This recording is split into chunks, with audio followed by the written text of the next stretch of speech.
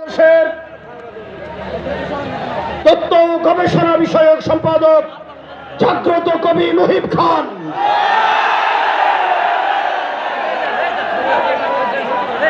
আসসালামু আলাইকুম ওয়া রাহমাতুল্লাহি ওয়া বারাকাতুহু।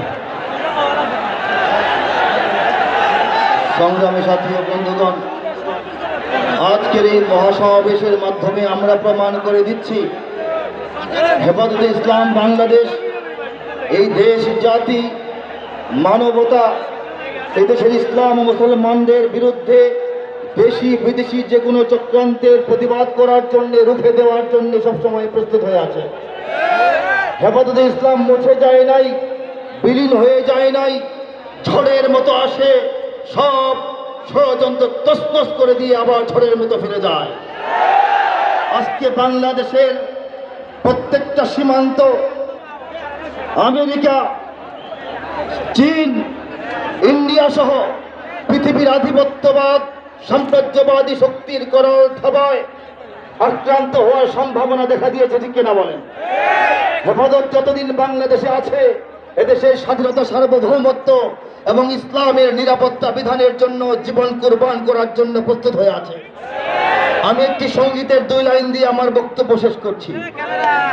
বাংলার ইতিহাসে যখনই শত্রু আসে, পালাবার পথ খুঁজে পায় না। বাংলার ইতিহাসে যখনই শত্রু আসে, পালাবার পথ খুঁজে পায় না। ইংরেজ বেনিয়ারা এখানে খেয়েছে, তারা পালিয়ে গিয়েছে বাংলায় না। বুঝে নিক আমেরিকা, বুঝে নিক ইন্ডিয়া, বুঝে নিক রাশিয়াও চায় না। বুঝে নিক আমেরিকা, বুঝে নিক ইন্ডিয়া, বুঝে নিক রাশিয়াও চায় না। মুমিনের এই মাটি, ইমানের এই ঘাটি কিছুতেই কেড়ে নেওয়া যায় না। মুমিনের এই মাটি, ইমানের এই ঘাটি কিছুতেই কেড়ে নেওয়া যায় না। সাহাবায়ে কেরামের আগমনে এই দেশ হাজারো বছর আগে ধন্য। ওলিদের মেহনতে গড়ে ওঠা এ জমিন কোটি কোটি মুমিনের জন্য, কোটি কোটি মুমিনের জন্য। এ মাটির ভাজে ভাজে শহীদের খুন আছে, এ জমিন কখনো শুকায় না।